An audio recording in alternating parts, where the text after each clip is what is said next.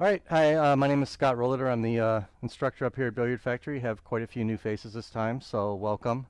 I've been doing these monthly clinics for about 5 years. If it is your first time, I do them the second Saturday of every month at 10 o'clock. Occasionally we adjust it if I've got a tournament or something, but usually it's second Saturday. I cover different topics every month. Right now I'm in the middle of a kind of an 8-part how to play pool series. So if you missed the first 6 parts, this is part 7 today. If you missed the first 6, they're on my YouTube channel. If you go to just look for Scott Rolliter, you can go to the Billiard Factory YouTube channel, and I also have them on my webpage. Started with fundamentals and then went over English and shot making and kicking and banking systems and a whole bunch of stuff. So today I'm going to be covering breaking, jumping, a little bit on like curve and masse shots, and then kind of some specialty shots that'll get you out of a little trouble if you need to. So let me just go ahead and jump right in on the breaking. Honestly, if you're a lower ranked league player, breaking is important, but it's not critical actually as you get even better and better in the game. So if you're an advanced player, people start to transition to actually practicing their break almost sometimes as much as they practice playing. Shane Van Boning can be seen at tournaments practicing his break for hours, doing nothing but just racking the balls and breaking. He already knows how to play. He already knows how to move the ball around the table. But if he's breaking better than his opponent, it's more likely he's going to win that match. Again, at my level, it's kind of 50-50. It's very important. But I honestly don't put a ton of time of practice into my break like I should. I just find it kind of boring. Tournament or I play a match and I break really bad, then I kind of put a little extra practice in and kind of get things back together again. In general, a lot of people I see casually around the pool room, they try to break too hard. You always see that person that hits the balls and the ball goes flying off the table like every other time or every third time. Accuracy is much more important than power. Power is great if you can control it and if you can manage to keep the balls on the table. But typically what happens, just so everyone's aware, usually when the ball goes flying off the table like that, it's because when you're breaking with power, the ball does not stay on the table. The cue ball actually jumps off the table a little bit. And so when it hits the rack and it's kind of in midair, it may only be a millimeter off the cloth, but it's actually in the air. So if you don't hit that ball perfectly square and it's kind of up in the air, it's going to go flying off that way. If that same person that hit that kind of harder break hit the ball square, it's going to generally pop back onto the table and not go flying off the table. Sir, you can grab a seat somewhere if you want.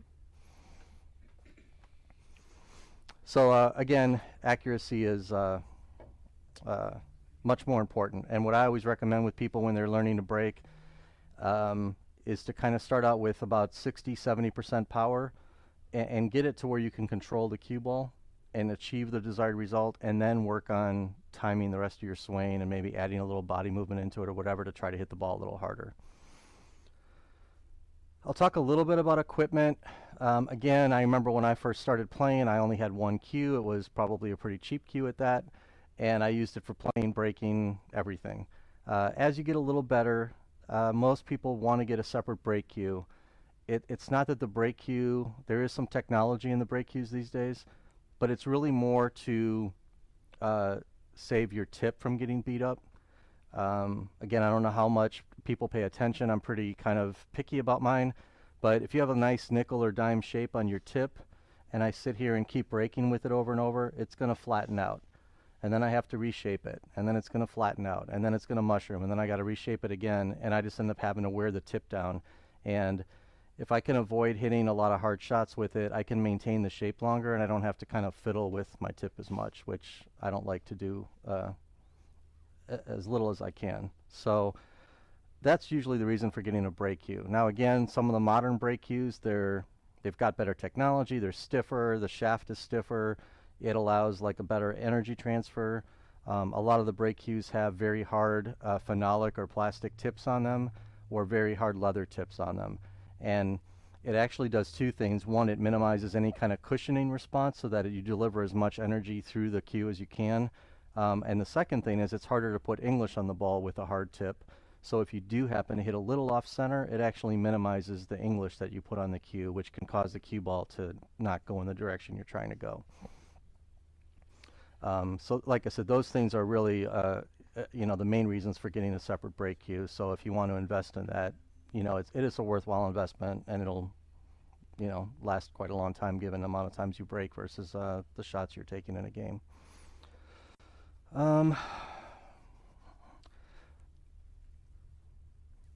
So let's talk a little bit. One more thing I wanted to mention too. A lot of people ask me when they're breaking, should they look at the cue ball last or the object ball last? So traditionally when you're playing pool, you're taught to look at the object ball last. So if I have a shot like this, when I get down, I'll take my warm-up strokes or whatever, and then usually, I'll exaggerate this, usually when you look up, you're looking at the object ball and you're stroking like this the whole time. The break and the jump, coincidentally, that I'll talk about later, those are shots where even the pros a lot of times will focus on the cue ball instead of the object ball. I have seen a lot of the pros, many of them do still look up at the rack and focus on the spot they're trying to hit and just assume that they're going to hit the cue ball where they want to hit it. But I also see a lot of the top pros focusing more on the cue ball. And it's generally because they feel like they're going to give a little better strike if they're looking where they're trying to hit with their tip as opposed to what the contact point they're trying to make. So personally, I tend to look at the cue ball more when I'm breaking. Either one is okay, but it is definitely it's definitely okay to do it either way. Don't let anybody tell you like you have to do it one way or the other. I've seen top professionals do it both ways.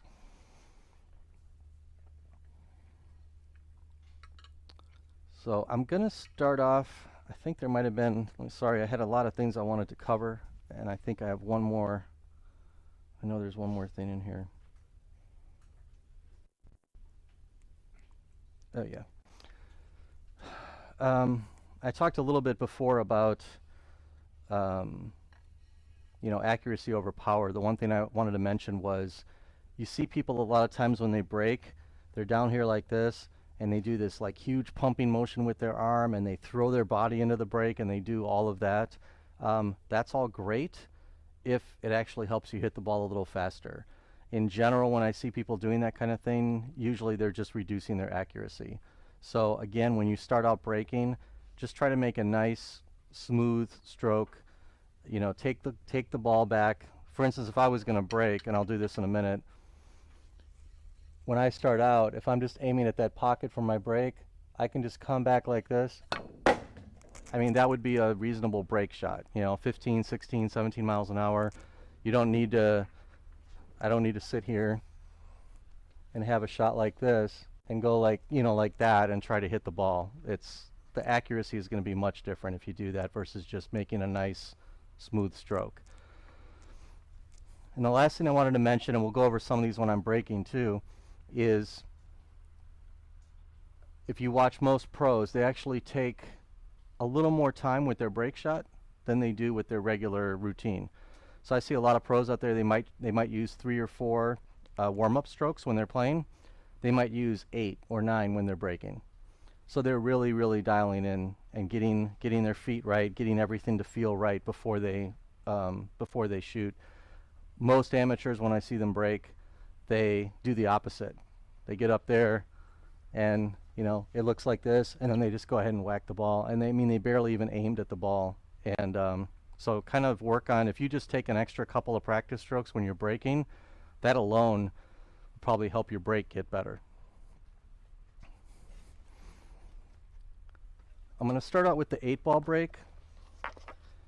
And again, just to give myself a little excuse, but just for me personally with some neck issues and shoulder issues, I really don't put a lot of practice time in my break. I probably practice it like an hour a month, which is not good for someone that plays at my level, but it's just kind of what I do. I try to do it a little more here and there, but it's not really a lot. There we go. And again, if you're a, you know, intermediate or even lower advanced like league player, I mean, I think if you just, when you practice, a lot of people, myself included, we get lazy when we practice.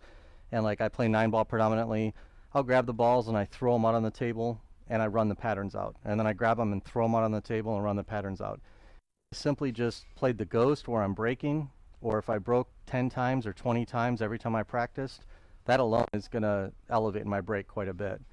So you don't have to sit here and break for like an hour or two straight like the pros do, but just put a little bit of time into it and you'll definitely see the results. And I'm going to go over like kind of how to read the rack and how to see how to adjust your break so that you can make balls. With the 8-ball rack, there is not really, there aren't any balls in the 8-ball rack that are kind of wired to go into a pocket. If anybody 9-ball, you'll see people make the corner ball all the time. You'll see them make the one in the side. If you're playing 10-ball, you'll see certain balls want to go in certain pockets. With the 8-ball rack, I cannot make any ball go in any pocket consistently. There are some things you can do to try to get the 8-ball to go in the side. That's about a 1 in 25 or 1 in 30 shot if you practice it. I've made it 3 times in a row before on a table. Sometimes the tables just, there's little pits where the balls sit, and sometimes things just kind of open up in such a way that the ball wants to track straight toward the side, and we've all seen that in the bars or wherever. But I can't make it happen. I can't sit here today and like hit an 8-ball break and say, oh, the 8-ball is going to go in that pocket. I'd probably have to do it 20, 30, 40 times, and then it might go in there. So the key with 8-ball, whether you're breaking from the front or the side, is you just want to make a nice square hit on the ball, and you want to leave the cue ball in the middle of the table. If you leave the cue ball somewhere in the middle of the table, you give yourself the best chance to have an open shot once you make a ball. I see some people, they want to put follow on the ball. They want to drive into the stack twice. So the ball will come here and it'll come back and then it'll drive through again. I don't like that. Number one, a lot of times the cue ball sits way down here. And number two, you're kind of playing pinball with all the rest of the balls, and there's too much of a chance for the cue ball to go in the pocket. I also see people overdraw the ball, and that's actually a little worse. If you end up hitting the ball and leaving the cue ball like all the way back up here, if you don't have a ball sitting right here, you're generally going to have a pretty tough shot for an opening shot. So again, my goal is kind of a 2-foot circle, kind of like right here in the middle of the table to leave the cue ball. I'm going to start out just breaking a couple from where I usually break from.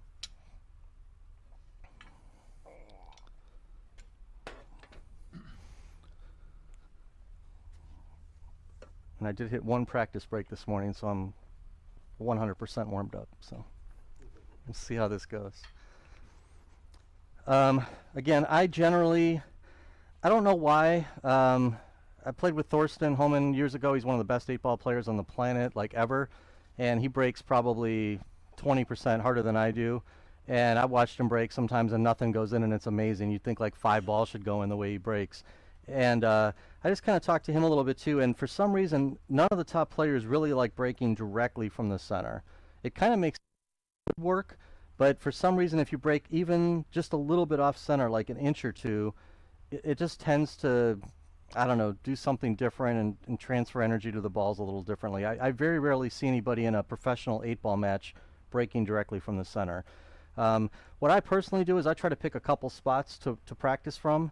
One spot I like is on a line from this diamond all the way into the rack. So if you break from up here in the table, it would look something like this. I like to break off the rail, so I would put the ball, say, right there. Another spot that I like is like 2 inches off of this diamond. So again, I would kind of draw my line and do it like that. So I'm going to go ahead and break from my first spot here and see how I do. So I'm going to hit one kind of smooth, probably about 17 or 18 miles an hour.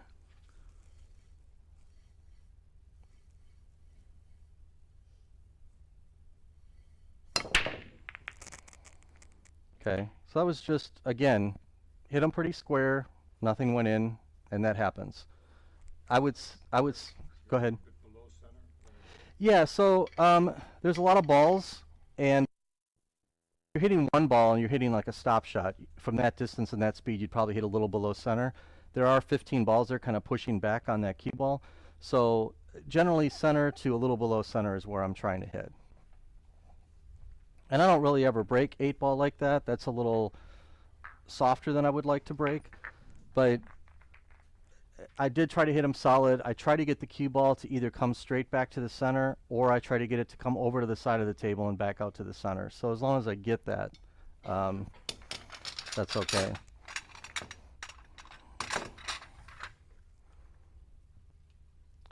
The other thing to be aware of, especially if you're playing, thank you, especially if you're playing out in various pool halls, bars, whatever, unless the cloth is brand new, it's much harder to make a ball in the break than when the table's new. There's little pits that develop underneath these balls, and over time the spot gets a little pit in it, the balls get little pits in them, and I bet you if I looked closely at this rack, there's a gap right there. So there's going to be like little gaps in between these balls. There's one right there. So all of that dissipates the energy when you break the rack. Even if your opponent's racking for you and they give you a nice tight rack, it's just harder to make balls once the table is broken in a little bit. Okay, I'm going to hit this one just a little harder.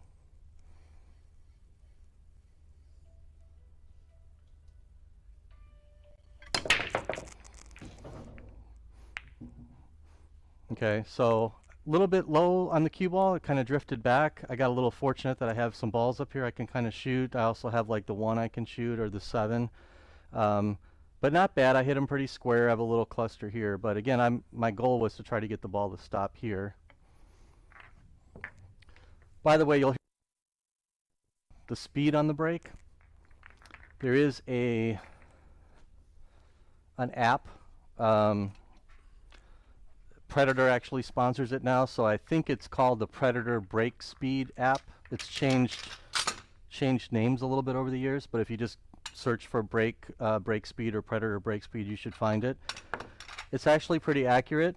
You basically tell it what size table you're breaking on and where your cue ball is on the line, and it will listen. You put your phone down on the rail, and it will listen for the contact of the cue ball and listen for the next noise it hears, which is you hitting the rack, and it estimates the distance and figures out the speed, and they've measured it against a speed gun, and it's pretty accurate. And I think the app's like $5, so if nothing else, it's kind of a nice curiosity to find out how fast you break. To give you an idea, like a soft cut type break, probably in the 14, 15 mile an hour range. That first break I hit was probably like 17, 18. The one I just hit now is probably like in the 20, 21 range. The top professional, I think the top break they ever recorded was something like 35 miles an hour. And Mike Deshane hit one where he hit the ball so hard it actually went straight up in the air, probably about 8 feet. I mean, it was ridiculous. But if you want to watch like somebody really break, he's passed away now, but Tony Ellen, if you look him up on YouTube, he was a larger guy, really nice guy, great player back in the 90s. And he has a break on YouTube. If you look, he breaks from here playing 9-ball, and he launches every bit of everything he had into the balls, and I've never seen anybody, he hit it and the ball just stopped right there. There was no spin on the cue ball, there was nothing. He hit him as hard as I've ever seen anybody hit a ball, and the ball just sat like he just placed it there. It was crazy. If I did that, all of you would be in danger over there. So it was really interesting. And Jeff DeLuna's got a great break. Francisco Bustamante, Shane's got a really good break. So there's a lot of people out there you can watch, and there's actually a lot of good break tutorials on YouTube too. If you're interested in kind of looking at some of the theory behind some of the different movements. So I'm going to try to hit this one kind of the way I would in a match. And again, I usually try about 70-80%. I never try to go full out.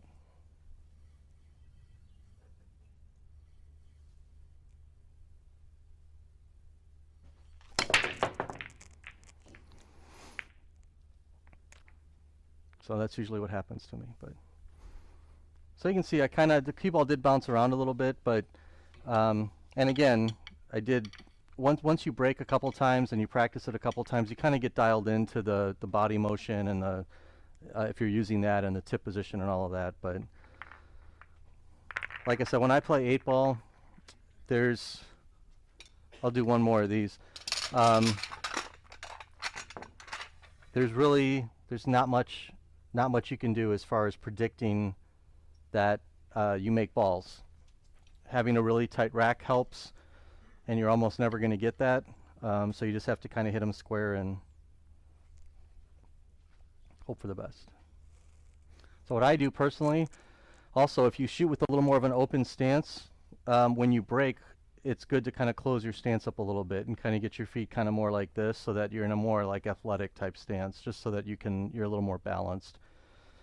And what I do personally is I try to look at my line, and then I try to get down very, very close on that line, and I get my tip position first, and then I look up, and then I take a couple practice strokes, a couple more than I usually do, and then just kind of sit there and dial in.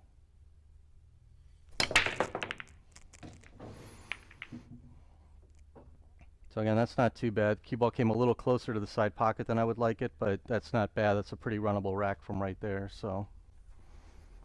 Scott, in 8-ball, what percentage of the breaks do you typically make a ball, and what percent would an average player make a ball?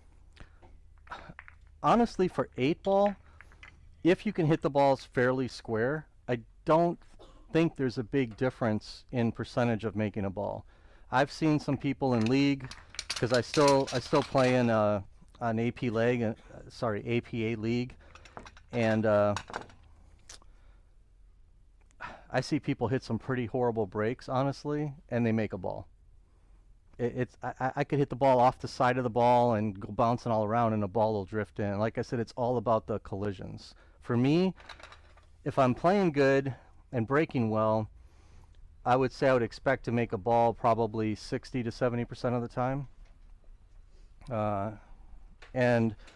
But there's days where I've just hit the heck out of the rack, and it seems like all 4 or 5 breaks I have, just nothing goes in. And at my level, if I'm playing somebody that plays like me, that's really bad. But it happens. All I can do is try to hit him as good as I can, hit him solid, and just try to get that cue ball, give me a good position. So here's sorry. Oh, so here's a second ball. So here's a second ball break. Me personally, I'd rather hit him from the front on a 9-foot table. If I play on a bar table, which I very rarely do, a lot of times I will try the second ball break, especially if the rules are such that the 8-ball break counts on the break. Sometimes when you're playing, the 8-ball does not count on the break, it just gets spotted up. So to me, there's no advantage to breaking from this side if the 8-ball doesn't count.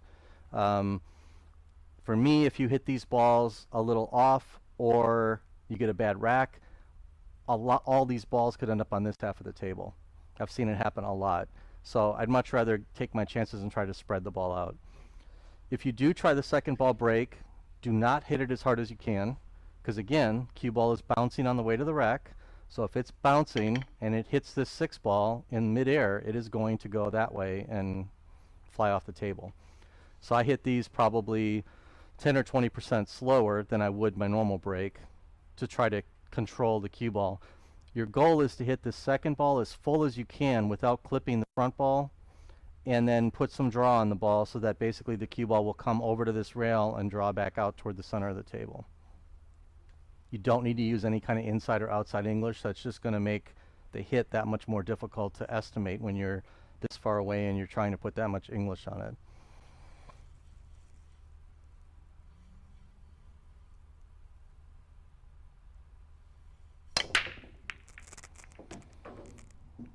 Okay, so you can see a lot of balls on that side of the table. Now I did make a ball, and it actually looks like I could run this out pretty easy, but sometimes, you know, it looks more like that, and then it's not quite so easy. So I'll try one more of those.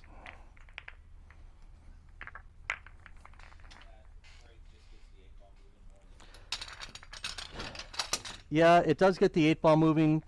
I have made the 8-ball breaking from the front, but when it happens, it's so rare, and I almost like, oh, I didn't even see it go in.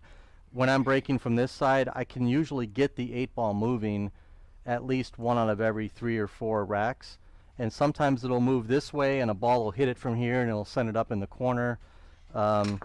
So again, if I don't know, I used to break that way all the time when I was younger for years, and I just kind of shifted away from it and started watching more like professional matches and getting better, and I started breaking more from the front.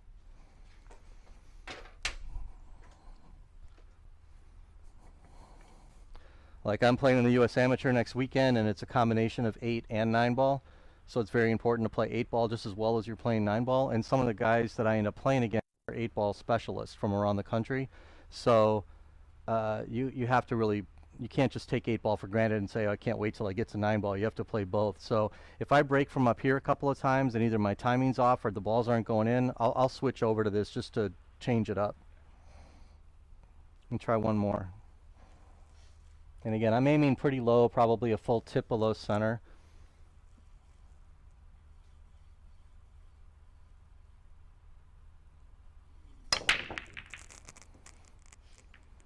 So you can see you get a couple secondary collisions sometimes with the cue ball going into the stack, and it can kind of pop the 8 out, but you know.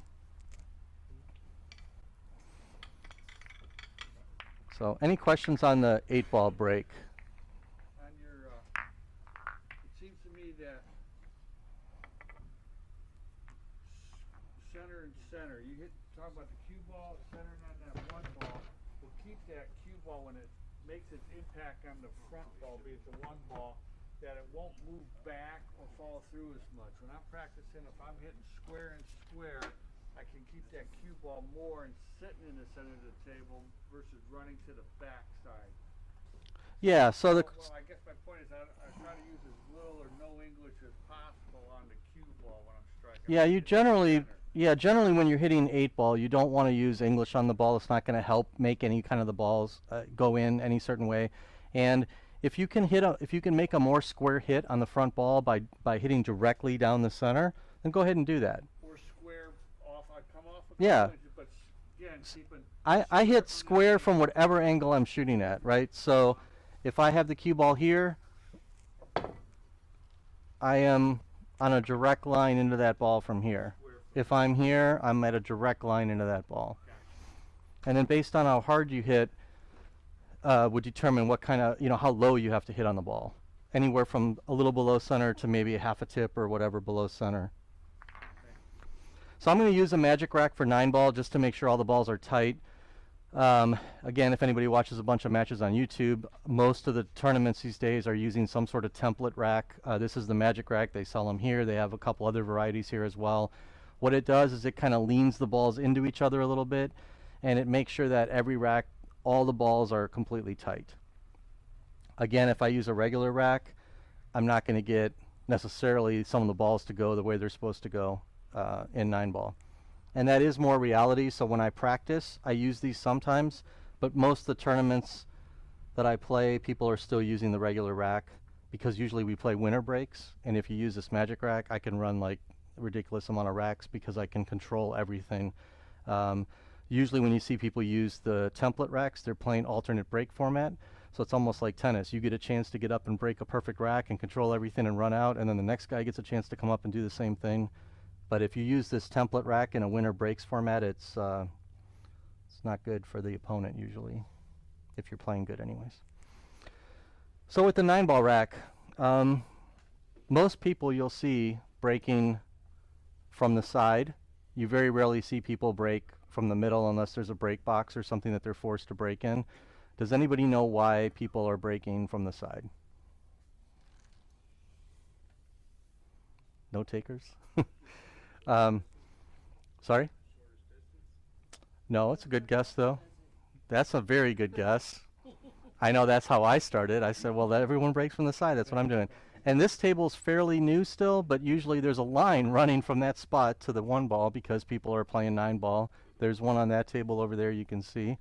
So the reason why is if you look, people are trying to make the wing ball or the corner ball. So if I'm breaking from this side of the table, which is where most right-handers break from, I'm trying to make this 6 ball in the corner pocket. And if you look at the tangent line between the balls, that 6 ball is actually pointed to come right about here. So again, at the tangent line, I look right down that line. That 6 ball should come off the 5 ball and land right here on the rail.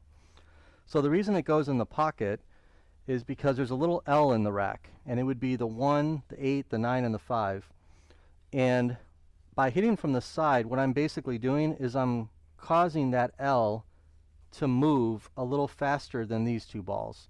And so what happens is it pushes everything down just enough so that the tangent line kind of turns, and then the 6 goes in the corner. If there's a gap between these 2 balls or these 2 balls, it makes that process a whole lot easier. So you always hear about the rack mechanics are doing funny thin stuff with their fingers, you know. I don't think there's that much of that going on right now, but back in the day there was. And also, if I tilt the rack, if I tilt it a little bit this way, it turns that tangent line down. I can make that ball all day long. So if I can make that ball, now I can control my cue ball, the 1 ball. I can get the 1 ball to hit off this side rail and land right there. I can get my cue ball to land right here, and I got a good first shot like every single time. I've watched Shane Van Boening do it in a match. I've watched the Coe brothers do it 8, 9, 10 times in a row, where their opening shot, the cue ball's right here and the 1 ball's like right here. I mean, they just run out every time. So I'm not a big rack inspector. I don't play for a lot of money. I have a job. I don't, you know, I'm not trying to take anybody's life savings when I'm playing pool. I mean, I do like to win, but unless I suspect somebody of really doing something really bad, I just kind of go up there and take whatever I get. I've broken bad racks before and made 5 balls on the break, and I've broken perfect racks and made nothing. So I don't buy into all of that. But again, if I was at a professional level, it might be a little different. But you'll see people down here like this, checking for little gaps between all the balls, and then they'll rack the balls for 5 minutes. My back hurts if I do that. So, but it is good sometimes to just take a quick peek. For instance, if I see a gap over here or one over here, I may choose which side I'm breaking from. Because if there's a gap over here, I'm going to break from that side. If there's a little gap over here, I might break from that side. But generally, I just expect the balls to be somewhat tight. I mean, really, if they're pretty tight and I break from the side, I should be able to make that 6 ball in the corner pocket. You'll sometimes see the players make the 1 go in the side. Again, that tangent line between the 1 and the 8 is a little bit off. But if I put a little spin on the cue ball, it can put a little spin on the 1. It can kind of maneuver things a little bit, and the 1 might go in the side.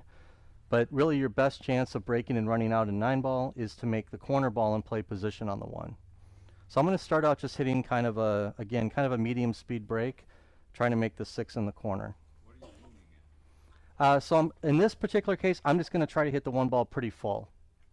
There is like a cut break you can do, and that would be where you hit the 1 ball maybe 7/8 or 3/4 full. And you put a little draw on the cue ball and come over to the rail and come out like this. I'll try 1 or 2 of those as well. Generally, the cut break is used when you're forced to break from inside the box, which is right here, and you can't get over to the side far enough. So by cutting the ball, you're simulating the cue ball coming from this direction. That's why usually they do that. So again, I should not have to even hit these hard. I'm just going to hit like actually pretty easy. Okay. So you can see I didn't hit them hard at all. It's hard to do that with a regular rack, but with a magic rack, you know all the balls are touching, so you're going to get that good energy transfer. So I have a pretty decent shot on the 1, and again, if I can get shape on the 2, it's, you know, it's not too bad. But you can see that 6 ball, that tangent line altered, and that 6 went straight into the corner pocket. So if you make the 6 on the break at your level, are you pretty sure that you're going to run the table? No, not every time, no. Oh. It helps, though. For me, I mean, at a pro level, that's another misnomer, and I talked about this a little bit in one of my other clinics. Typically, when we're watching matches on YouTube, which it's great that we have that now, we don't have to rely on ESPN, which stopped showing matches a long time ago. You're seeing players that are dialed into the tables. They've been there all week. They're in the quarterfinals, semifinals, finals, and they're also usually the top players in the world. Even at that level, when they do statistics for a random tournament, the break and run out percentage for a pro is anywhere from like 20 to 35%, maybe 40% on a real, if they're playing a real easy equipment. That's with new tables, clean balls, good conditions. at the most I've ever seen it is like 38% for a tournament. Now again, you're wrapping the good players with the players that went out the first round or two as well. So there's this myth, I think, that I've even heard some of my students come to me, maybe a guy I'm working with for the first time, and he'll be like, "Oh yeah, I ran 6 racks the other night." I'm like, "No, you didn't." You know, you didn't. So if I do drills a lot with different numbers of balls. So if I put 4 balls on the table, just throw them out randomly, and this is a drill I talk about, and take ball in hand, I will run them out perfectly, like no hard shots, no anything, probably about 18 out of 20 times. If I put 5 balls in the mix, I'm usually around 15, 16. When I put 6 balls out there, I'm like 12. Now again, to shoot any bank shots or any tough shots, that's staying perfectly in line the whole time with reasonable shots. So if I took the couple of tough shots here and there, it might, you know, it might be a little higher. But now you go to 7 or 8, now you're at 10, 8, you know, for me.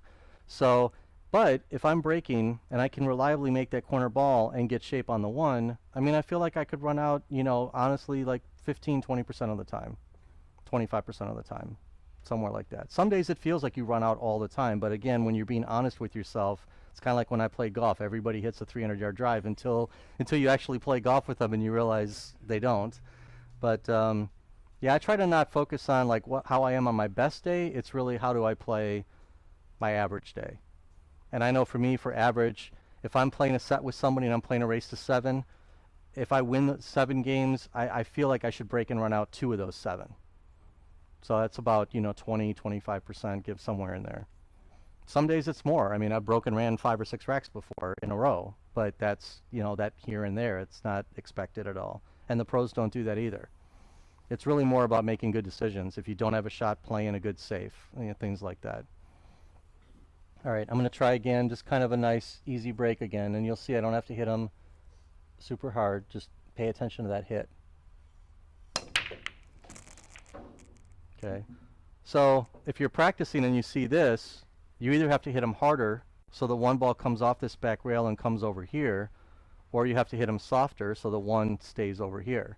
So it's really important if you're really practicing your break to kind of read the rack and see where everything went and pay attention to that, because this, while I could play a good safe from here, that's not a good opening shot.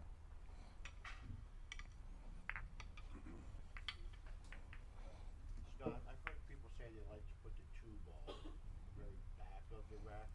Yeah, I don't. They sink the 1 off the break and better chance you'll have a shot on the 2. That is. Okay, so the question was putting the 2 ball in the back of the rack is preferential. Now, do you mean way in the back or the back 2 spots? Yeah. So that's possible. Again, I would highly recommend, if anybody's interested, I learned a lot of what I know from watching and practicing over the years, but Joe Tucker is a phenomenal teacher, a friend of mine. He has got a lot of free content on YouTube, and he's got a lot of paid content as well. He has a book and some DVDs called Racking Secrets. He goes into great detail about the expected balls, how to pattern rack for your opponent, what gaps do what, different break styles. I mean, it's a lot of good information, and it's not, I mean, it's like 30 or 40 bucks or something for one of the DVDs. He's got a ton of information in there. Yes, if the 2 ball's in the back, it generally is going to want to bank up table.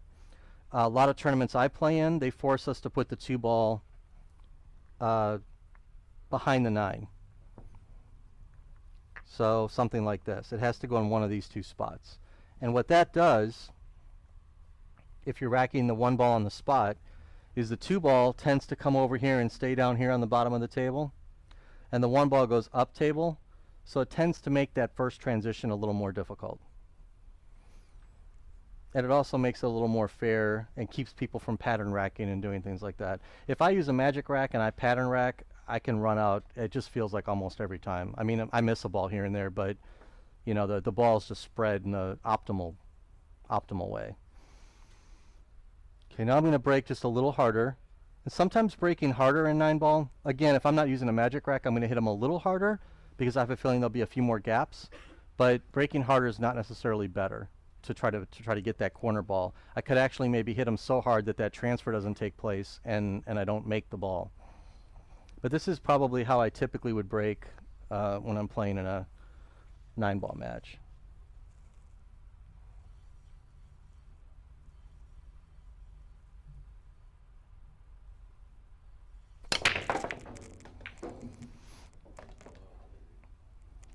So, pretty good result.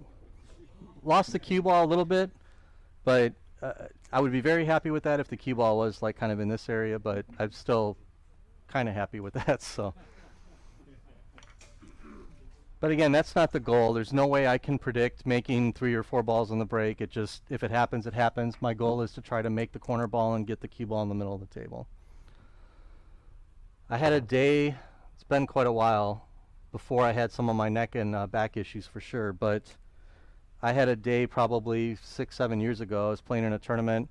I broke the best I've ever broke. I made 4 balls, 5 balls on the break, like all day long. 3 balls, 2 balls. I mean, if I didn't make 3 balls, I thought I was doing something wrong. It was the craziest day. I don't remember hardly any dry breaks. I had cue ball position. I just couldn't miss.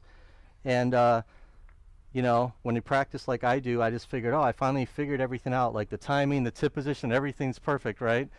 So 2 days go by, and I go up to the same pool hall, and I'm practicing. I don't warm up. I don't like try to ease my way into it. I'm just like, man, I'm going to see if I can get a couple extra miles an hour on that. I was breaking so good. I put the cue ball here like this. I sit down like this, and man, I came back, and I straight under the ball, hit it probably to where like Evelyn's sitting over there. I launched it like 30, 40 feet of the air. I looked down at the table to make sure I didn't rip the cloth, and the owner's walking right by, and he goes, nice 9-iron. I mean, so I calmed it down after that and just went back to my normal breaking. I can't explain what I did that day. It was just, I don't know, has not been repeated since. One other thing too, I think I forgot to mention earlier, I choke up a little bit on my break.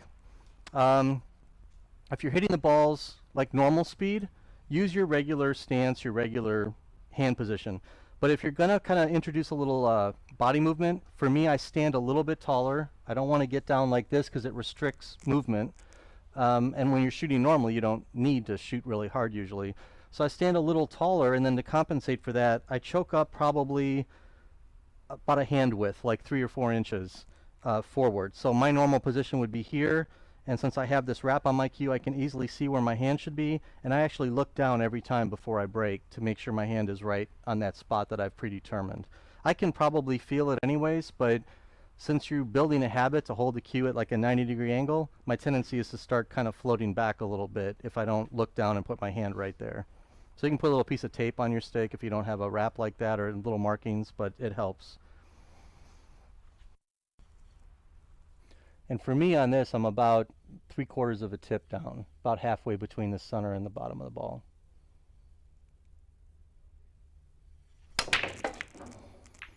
Okay, so a little spin on that, but again, a little bit lost control of the cue ball, but you can see though that ball's going in the corner like every time. So when I get warmed up and I'm hitting pretty good, usually I'm pretty good about getting the ball to just kind of bounce back and land kind of in the middle.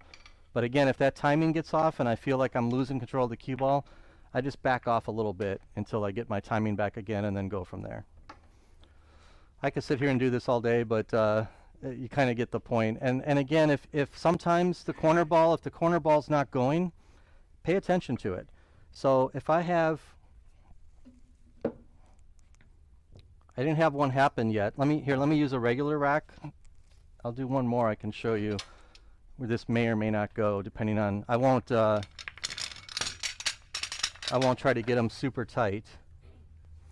One other note too, a lot of times there's a little divot in the spot, and people tend to rack the balls above the spot.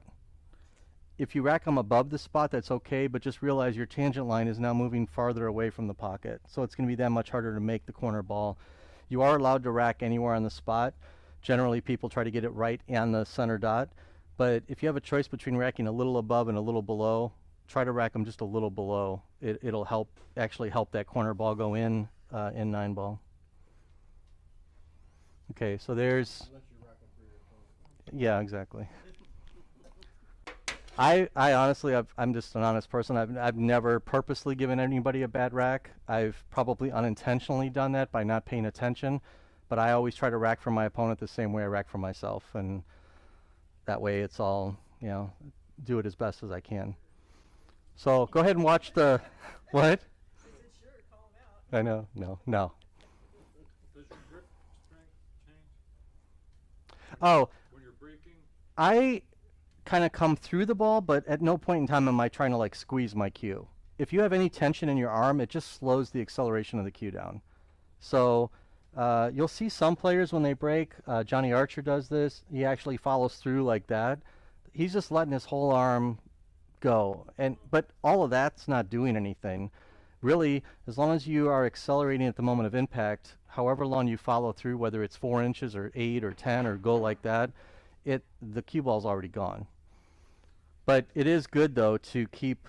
I don't loosen my grip any more than I do when I'm normally shooting, but I also don't tighten it at all either. I just try to keep it relaxed, and then you get a natural wrist snap. When you come back like this and you start moving forward, your wrist naturally wants to snap into it. And if you can time all that, you can hit the cue ball at the peak of acceleration, which gets you a little bit extra power. So pay attention to the 6 ball if it doesn't go in, and see where it hits. Okay, of course it went in. Yeah, see, so yeah. So far I'm losing the cue ball a little bit today, but like I said, if I was playing in a match, I'd work on that a little bit and try to, maybe my tip position's a little low, so I just go up a little higher, which would keep it more in the center. So since the table is cooperating today, I'll just show you or tell you. So if that corner ball is hitting high, generally that means that you want to go a little more to the side. The more you break from the side, the lower that tangent line is going to go down. If it's hitting a little low, then you want to move back toward the middle of the table a little bit, because that means you're moving the tangent line a little too far. So if you go back to the middle, it'll actually pull it back in that way. Yes. Do you ever use the soft break strap? Corey Duels break? Occasionally. Very hard to do on worn-in tables and regular racks. So the question was if I've ever used the soft break Corey Duel style. He's definitely one of the innovators of breaking. He actually caused quite a commotion, I think, years ago at one of the tournaments when he did it on Earl Strickland. It was the wrong person to do it on, I think. And I was at that tournament, coincidentally, and Earl was fuming. Corey was breaking like 12 miles an hour and making the ball and just running out, and it was driving him bananas. So, of course, now they have some rules where 3 balls, you have to make 3 balls, or 3 balls have to go past the head strain or whatever. That you see that a lot in the Moscone Cup and some of these world tournaments. It kind of forces everybody to break firmly. I would say the game, just like any other sport, has gone through a lot of changes over the years due to technology and just more knowledge and things like that. So it used to be everyone just hit the balls as hard as they could and try and hope for the best, and now it's like very surgical about how they're hitting and what kind of spin they're putting and all of that. So the soft break is great if, again, you have a magic rack or at least very tight rack and a new table. I watched, I think it's on YouTube still, Dennis Orculio. I think he was playing the 10-ball Ghost and breaking super soft, and just all the balls would stay on this half of the table, and he just pop them in like it was nothing and go on to the next rack. So I'm only going to talk for a few minutes about the 10-ball break. It's not quite as prevalent, I don't think, at the amateur level, but it's still important to know. So like when I'm playing 10-ball, there's actually quite a few balls in this rack that are wired to go. So the 1 ball tends to go in the side pocket. These back 2 balls, sorry, wrong rack. The back 2 balls tend to go in the side pockets. The 1 ball tends to go up table, so if you can get your cue ball off the rail and back up table, then you can get position on the 1 ball. These back corner balls actually tend to go 4 rails around the table, and if they don't hit anything, surprisingly amount of time, they'll go 4 rails around the table and land back in these pockets. And these back 2 balls tend to bank 1 rail up toward the corners. So if you watch Shane, who's one of the best 10-ball breakers in the world, the Koh brothers also have phenomenal 10-ball breaks, you will see 1 or more of those balls tracking very consistently. It's not unusual for them to make 2 or 3 balls on the break in 10-ball. And then they're essentially playing 7-ball, which makes it much easier. I know for me, I can beat the 9-ball Ghost all day long, but if I'm playing the 10-ball Ghost, a lot of that has to do with how well I'm breaking. It's very easy to end up with clusters. If you're not making balls on the break, now you've got to run all 10 balls. It's much more difficult to beat the 10-ball Ghost because of that. My preferred spot from here, I have two of them. One is again about an inch off of this diamond, and the other one is kind of halfway. So I would just pick one of those two spots usually. You generally don't break 10 ball from the side, although I have seen a few players do it and do it pretty successfully. Again, same thing, trying to hit a full hit on the ball.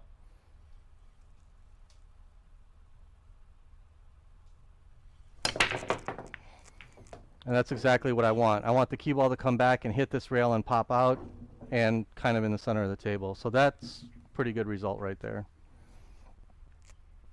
You'd be pretty happy with that. So again, I try to cover these topics like in an hour, hour and 15 minutes. Pretty much every topic I've taught so far I could sit here for 3 or 4 hours and talk about, but I have a couple other things I want to go over. So any questions on the breaking? And I'm going to be here for a few hours today, so especially for anybody that's new, come up to me, introduce yourself. I'm here to help. I'll help you with any fundamental question you have. You want to learn how to do a certain shot. Doesn't have to be anything about this lesson. Just come up and you know, we can go over some more of this or something else. Now I'm going to talk about some things that will make all the room owners cringe. Cringe. But If you're hitting at an 8-foot table, it's important to know.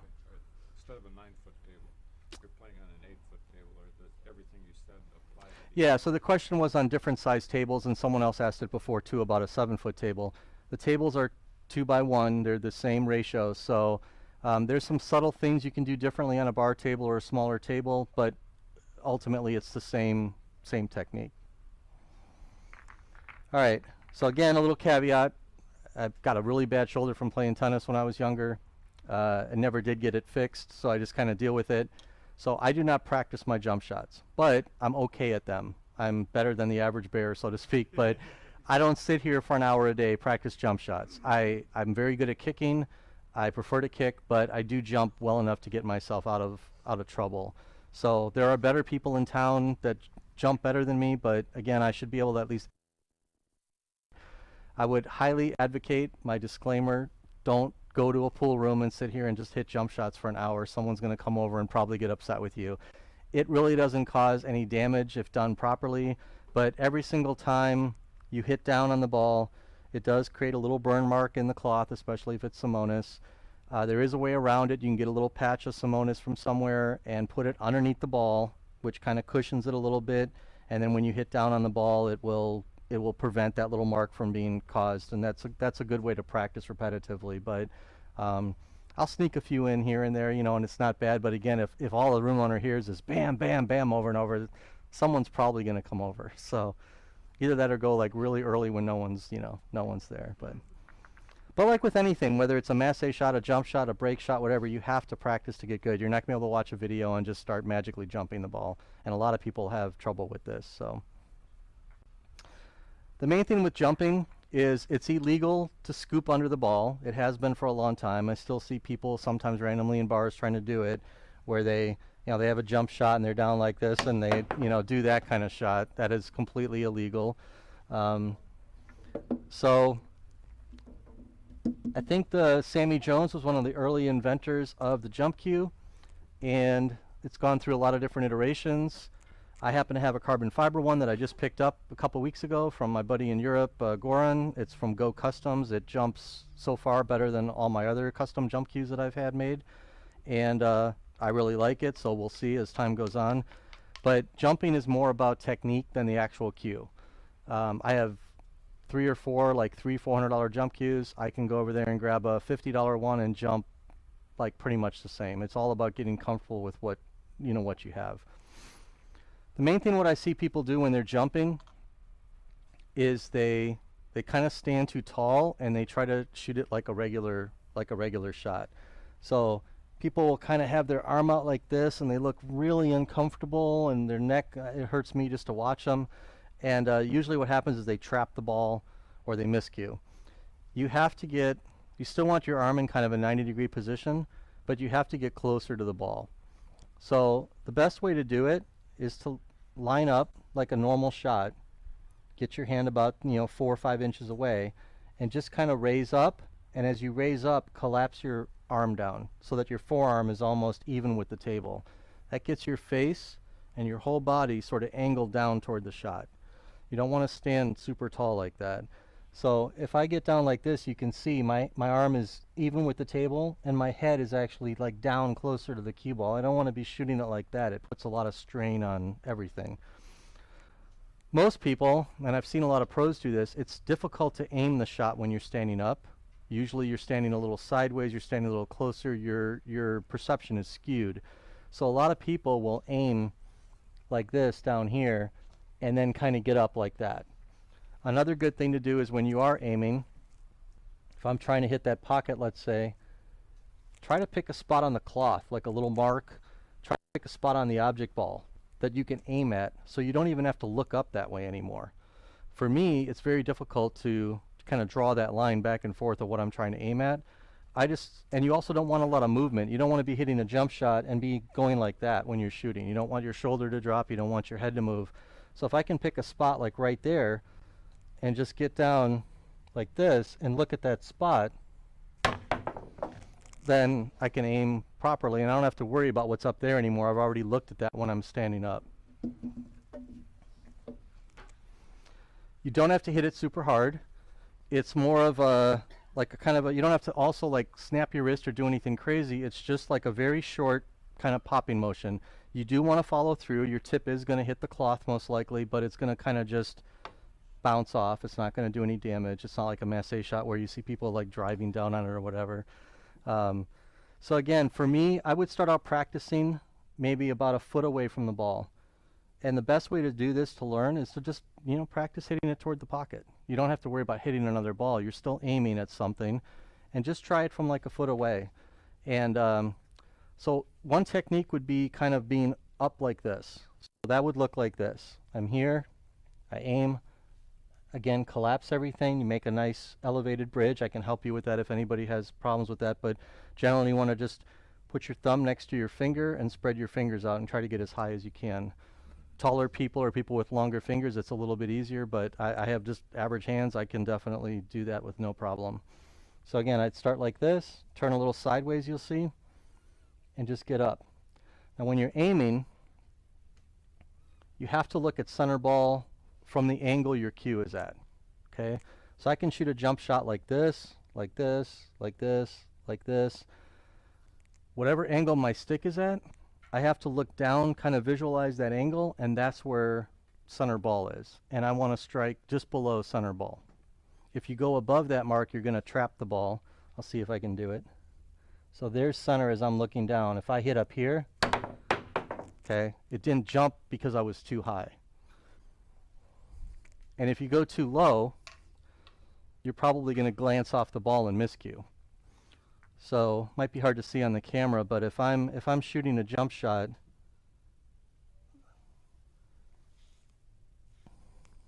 so if I'm at this angle, that would be center ball.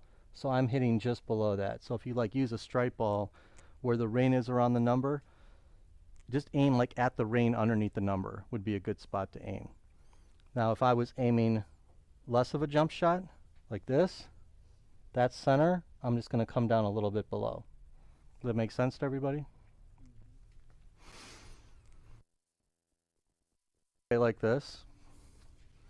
You can also try to cheat and practice off the rail. It's a little easier to kind of mount your, bridge on top of that. It gets you another extra 1.5 inches or so of elevation.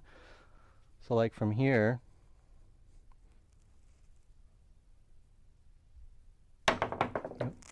okay, so that one I was a little bit too high on the cue ball because I wasn't elevated as much. Okay, so this little short motion like that. That is one way to do it. Another way to do it is kind of a sidearm motion. I don't do this quite as much, but I see a lot of players do this. It does allow you to aim the shot a little bit easier. So they'll actually come completely sideways and hit it more like that. I don't do it that way quite as much, but it's very effective if you can do that. And the other way of doing it is the dart method, which I also don't do very much, but occasionally it comes up where that's kind of your only shot you have. And so you, like you're throwing a dart, And again, all you want to do is just have a short motion all with your wrist. You're not trying to move your whole shoulder or anything. And okay, so that would be the other method of doing it. There's one guy in town, one of my buddies, Kevin, who's probably the best dart jumper for sure in town, maybe in the whole state of Florida. He's phenomenal at it, and we always joke around. I'll play safe and leave him like this, and the ball he's trying to hit is here, and I'm just sitting in my chair like, yep, he's gonna make it. You know, it's amazing. But I don't ever practice these. I'm not even super confident with these. But if I was this close, my preference is going to be to try to kick at the ball. But if you get good at this, and again, I'm not very, so we'll try this. Oh, another thing, sorry, that was not going to work anyways. So I have a 3-piece jump cue. Most jump cues are that long. If you have this extra piece on there, it weighs like almost twice as much. So it's much harder for the cue to get out of the way for you to jump properly. So what I just tried was never going to work anyways. If you get closer to the ball and you do have a 3-piece jump cue, you want to take that back piece off. The back piece, leaving it on, is for longer jumps where you're kind of at a more shallow angle. The higher you want to go and the quicker you want to go, you need less weight. People used to actually jump with just their shaft, which is illegal now, but there's some trick shots where you can put a credit card between the balls and jump over the ball, and it's a little bit of a foul technically, but they always allowed it in games, and it was always kind of a fun trick shot kind of thing to see. So let me try this one more time.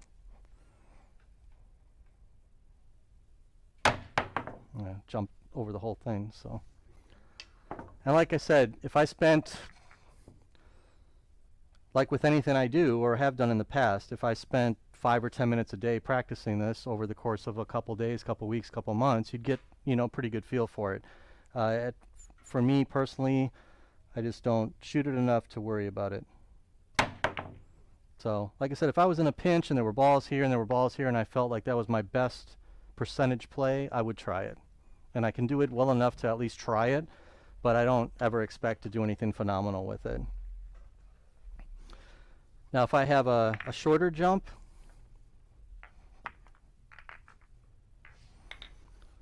you know, someone leaves me something like this, I do feel like I'm a favorite to make the ball, especially when it's that close to the pocket. And the kick shot is much more difficult, trying to come this way than judge that, or come around the table. It's much more difficult to make the ball. So this would be one area where I would, you know, pull the jump cue out. See if I can do this. So again, you see it gets closer to the ball, my hand comes down, and I'm just going to pop it. I don't need to hit it super hard. Oops. Foul. This thing jumps pretty well, but I'm still getting used to the angles I need.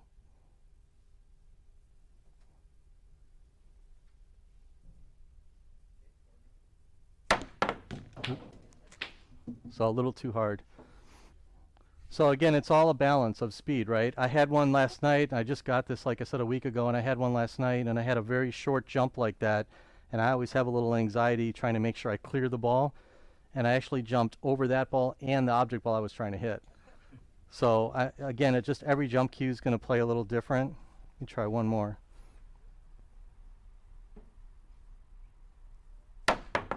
There. So, and again, if I did that over and over and over, probably get pretty good at it, but I don't. So, any questions on jump shot? I was going, I don't know if you mentioned it when you started off on this, but what I read is that, I mean, actually rarely are you actually with a jump needing to even get over the whole ball. Like if you're on the side, Good point. you just need to hop Yeah. little to clear one ball to get to Yep. something else. Good point. So the question was, a lot of times you don't even have to get over the whole ball. You're just trying to get over part of the ball, which makes the jump that much easier. So, matter of fact, if I have a jump shot like down here, and I've got, say, you know, half a ball or something to get over, I might just use my break cue, because the break cue's got a hard enough tip on it. It's gonna get up over that half a ball, and I can actually make that ball and even draw it all the way back down the table if I have to. Now that's very difficult, but I've done it before, and sometimes even accidentally. And so you know, you get more control with the longer cue, and like this cue too. I would use all three pieces, and I wouldn't have to elevate very much at all to get over that, you know, to get over that little bit of the ball. So.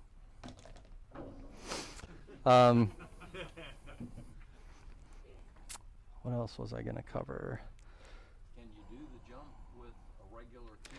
Thank you. That was actually what I was going to cover. So, with the modern low deflection cues, it doesn't matter if it's carbon fiber shaft or the wood shaft or whatever, but they are hollow. This is actually filled with foam all the way down. So there's not a lot of mass at the front end. So if you try a Masse shot or a jump shot with a low deflection shaft, it's doable, but it is much more difficult than the shafts from 20 years ago. Earl Strickland back in the day was one of the best full cue jumpers I ever saw. He used to hate the jump cue. Now he has one.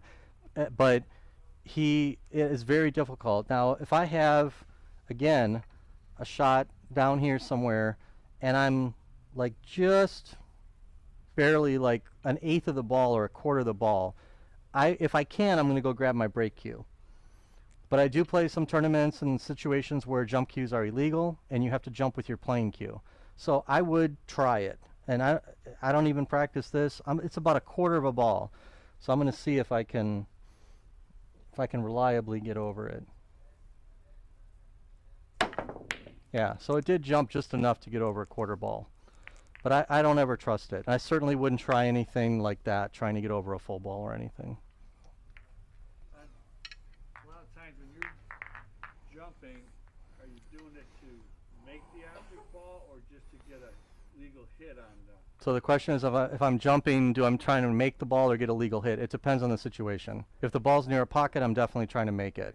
Sometimes I'll even try to make, a ball that would be, say, something like this. If I'm jumping that, I might be jumping it trying to make it. But there's other situations where even though this shot is makeable, the table may be in such a way that I actually want to hit the ball maybe a little bit on this side and send the one ball back down table and leave the cue ball up there for a safety. So it's really about just being able to aim where you want it to go and being able to hit that spot and choose the right shot for the right situation. There's a couple of little jump shots I want to show you that are actually a derivative of the regular jump shot, and they are pretty practical in a game situation. Requires a little bit of practice, but they can be pretty useful.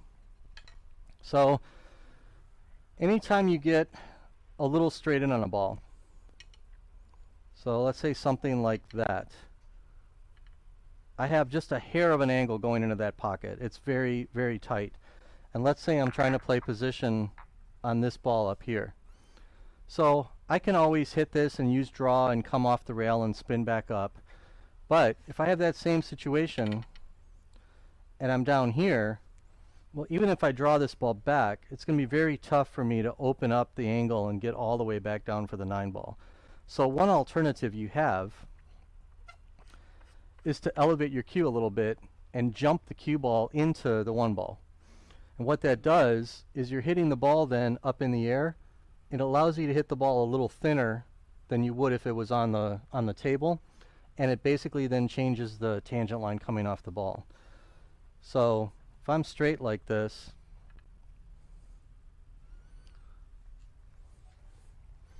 I can elevate about this far. Okay, so I didn't hit it quite hard enough, but you can see I changed the tangent line. Instead of it going like straight into the pocket, I got just enough of a change where it hit the rail, and then I can put some spin on it to alter that angle.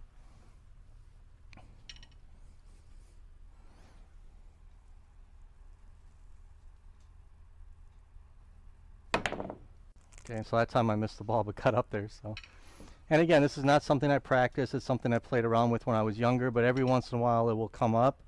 And again, if you kind of know the shot, it's just kind of a specialty shot to help get you out of a situation.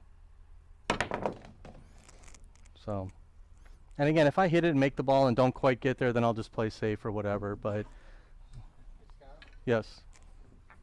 Using like level 1 to 9, at what level should you actually think about starting jumping? APA 2. No, just kidding. Yeah, APA 1 through 9. It doesn't hurt to learn shots, but again, I don't think it's really necessary. First of all, I think it's illegal to jump in AP unless you're playing Masters. But it's a good thing to play around with. I'd say, when you're in that 4, 5, 6 category, you might as well play with it. There are people I know that are lower skill levels that are just good at some of these specialty shots. And if it's a strength, it's a weapon. So I would cultivate it if you're good at it. So I'm going to try this just one more time because it's bugging me that I didn't get up there. So.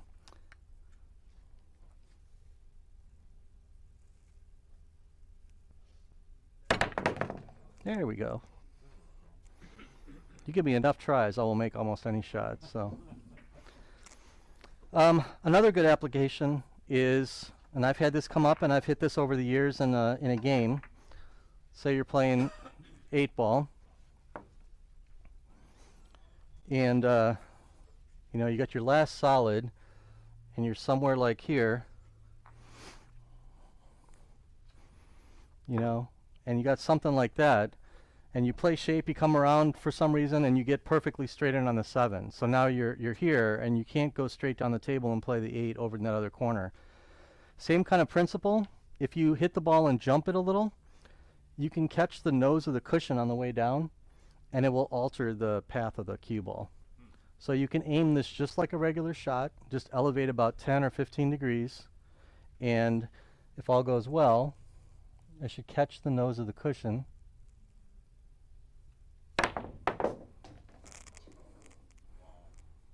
Please give me a shot. There we go. Okay. So it looks like a trick shot, quote unquote, and there's a lot of shots in artistic pool and things that are based on normal principles playing pool. I have used that several times over the years when I've had to get position on a shot. It doesn't have to be that exact shot. It could be any time where you want the cue ball to hop and kind of move over a little bit. Change your tangent line, exactly. Another good example is you're shooting the ball like this, and there's a ball right here. So if I hit this with draw, I'm going to draw right back into the 8-ball. Right? So if I just hit a normal shot, I'm going to hit the 8-ball, the cue ball's not going to go anywhere.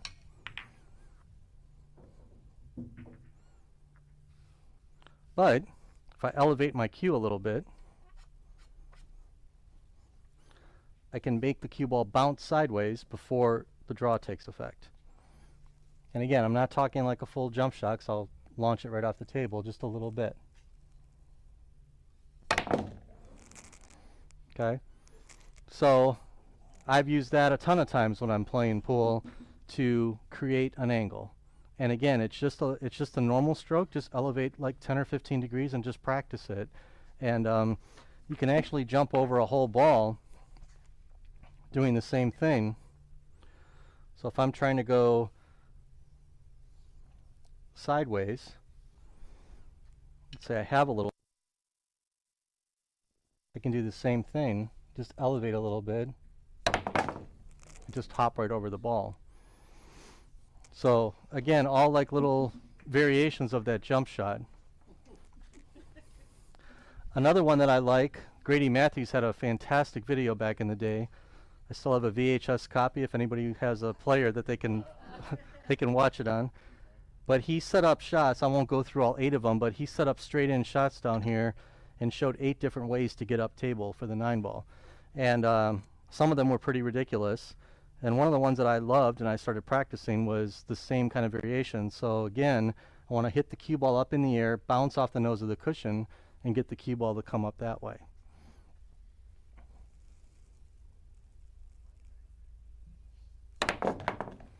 Okay. Now you have to hit it just right, but just the fact that you even get off the rail like half a table usually would be enough. No. I'm just hopping the ball up in the air and trying to get it to basically do one of those where it comes down on the nose of the cushion. I hit a little high on the table, so it kind of just, it didn't catch. I'll try it one more time. I can also do it with right English, like you said. That would be a different variation of the shot, so I'll try that actually, just to see. So I'd hit this with like high right, essentially. So I can spin it that way too if I want, with the right English. So it just depends on where the ball is. So let me talk just a little bit about curve and masse shots. Again, this is like even worse than the jump shots as far as trying to practice this. I used to hit them quite a bit when I played three cushion. I had a room owner come over to me one time and, you can't be doing that. And I shot the shot in front of him. It was a 4-rail masse, and I did him cloth with my stick. And then he's like, well, you can do it, but don't do it because other people will try to do it. So I'm like, okay. But again, if you all watch like Mike Massey, you know, Venom, you watch any of those trick shot guys, I mean, I'm sure they've broken sticks, ferrules, balls even, ripped felt. You have to when you're hitting those types of extreme masses. But the main thing when you're shooting like a curve shot, let's say, and I do this comes up often enough where it's worth practicing because people will play safe on you. And sometimes it's hard to kick.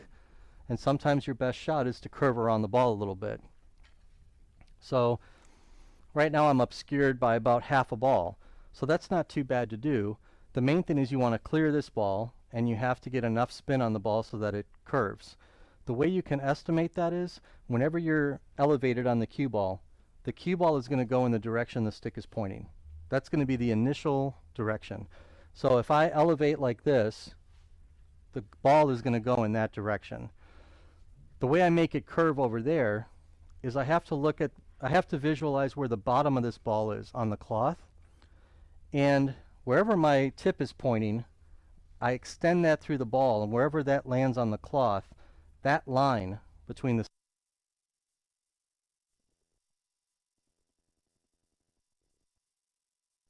diagram or something, but so if I elevate like this, if I project my tip through, my tip would be like right here.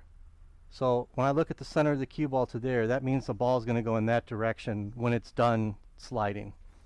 If I elevate really high, like a masse shot, my tip would be here, the center's here, it's going to go straight that way. So the higher you go, the more extreme the curve is going to be. So when I line these up, and it's going to curve based on how hard you hit it. If you hit it really soft, it's going to curve right away. If you hit it hard, it's going to go longer down the line before it curves. So when I see a shot like this, I picture about halfway, and then that's the curve I want. So I try to get my tip to be in that direction. So I don't have to elevate very high for that, right? And I'd be able to play a return safety on somebody or make the ball or whatever. Now if it's a little more extreme, or if I'm closer to the ball, right? Now this would be a very difficult shot, especially with the lower deflection cue. But now I got to probably elevate to where I'm 60 degrees or something.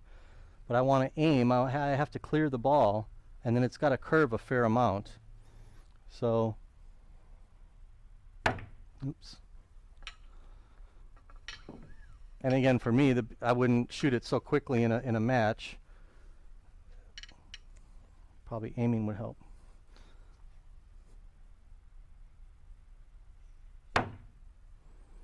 Okay, so you can see it curved. You would probably kick that instead. Oh, 100%. Especially if it's sitting there on the diamond like that. Yeah, all day long, because I feel like I could probably have a pretty good chance of making it. At least hitting it, you know. So, but it is good to know.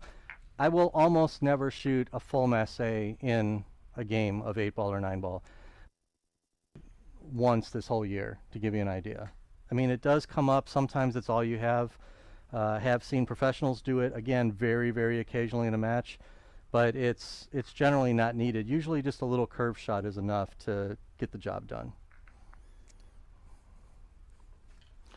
And again, I showed before how you can kind of combine the jump with the masse a little bit too, right? You can jump with a bunch of spin, and then you kind of get that nice curve effect too. So any questions on the breaking or jumping or curve shots?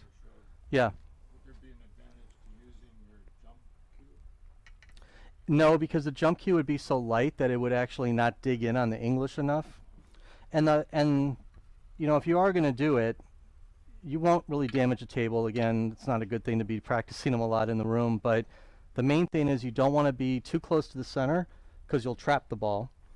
And you don't want to be out toward the edge, because that's where people do this and they slide off the edge of the cue ball and they hit the felt at an angle, and that's what causes those little rips that you'll see.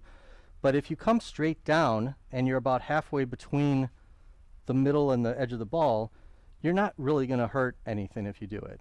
And some people, you know, I see guys all the time, they're like this. It's not necessarily a power thing. Trick shots, yes, but when you're playing, you see me, I'm either going to hold the cue like this or I'm going to hold it like this.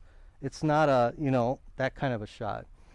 If I had to hit this ball like this, I'll even do a good example. This doesn't come up hardly at all, but, you know, if I had a ball sitting like here, you know, and I'm sitting somewhere like this, and there's balls everywhere, and I couldn't kick at it, I mean, again, it's not going to be some big, massive trick shot looking Masse. I'm going to try to get just around the 4-ball and picture how much spin I need just to get down there to hit the 7.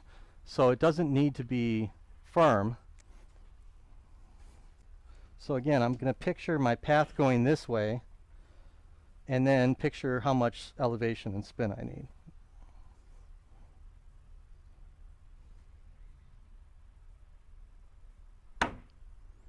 Right? So it doesn't have to be, I didn't even hardly touch the cloth or anything. It's not going to hurt anything. Now obviously when you practice that, you might, you know, break some eggs, so to speak, before you make the omelet, but once you get the little technique down, it's not a big power thing. It's just kind of a control.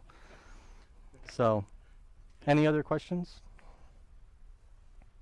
On your mypoolblog.com, I know you have some drills on there. Do you also have some videos and or books that you kind of like prefer or recommend? In general, or for this type of stuff? In general. Like, Yeah. Here's some good, nice little books, I- videos.